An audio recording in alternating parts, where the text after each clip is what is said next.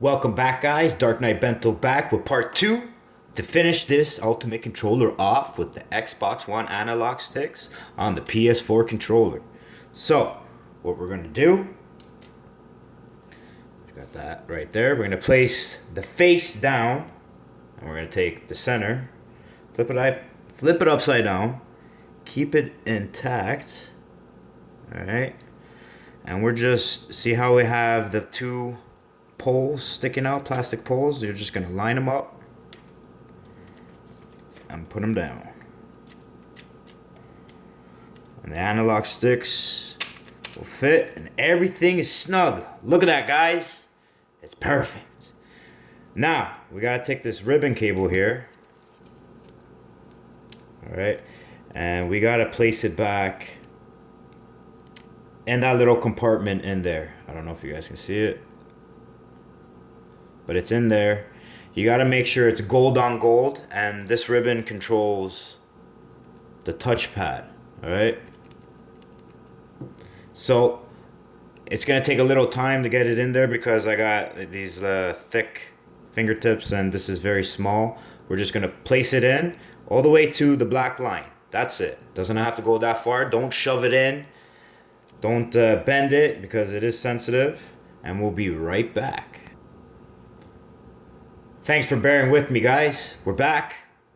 Now we got the ribbon snug back in place, gold on gold, remember? And we're gonna place the specific screw that I told you guys to keep separate back the main part of the motherboard. Thank God for magnetic screwdrivers.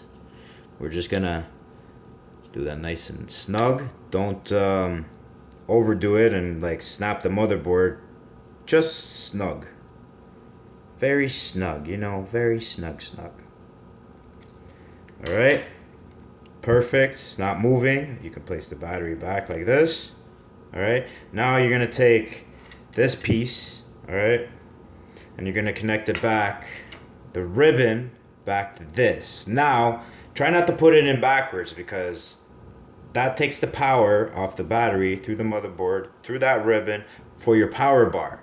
If you don't put that in right, your LED light will not turn on. The controller will still work because obviously there's energy in the battery pack, so it's going to turn on, you know, physically so you can play, but the light itself won't flash, glow blue.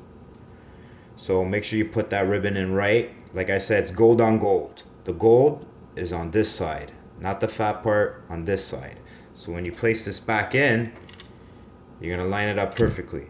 Now, when you put the analog sticks back in, those retractable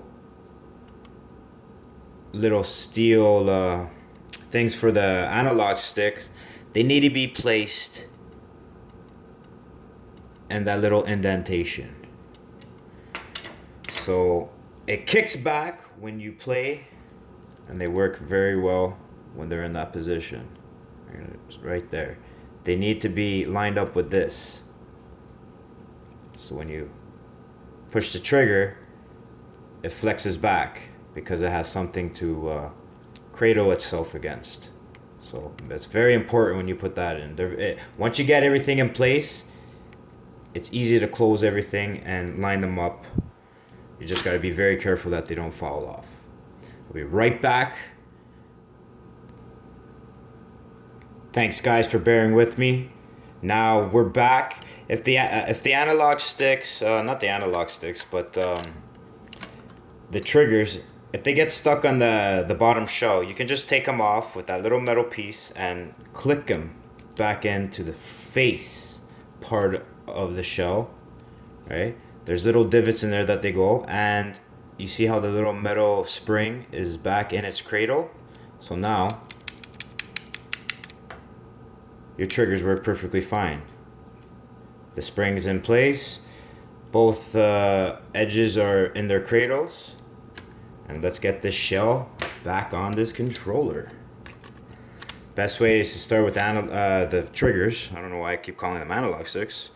Alright, and then bring these back.